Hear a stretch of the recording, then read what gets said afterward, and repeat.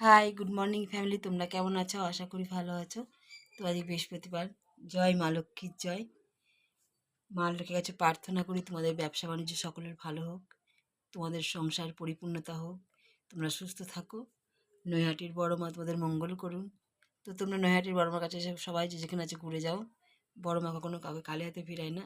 যার যত কষ্ট দুঃখ আছো বড় মায়ের চরণে এসে ফেলো। বড় মা ঠিক তোমাদেরকে রক্ষা করবেন। আর দেখো পুজো করেছি।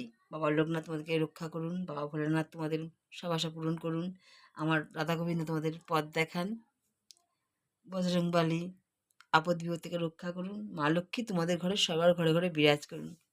দেখো কত সুন্দর লাগছে। আর আমি নিজের হাতে ফুল তুলে নিয়ে এসে পুজো করি।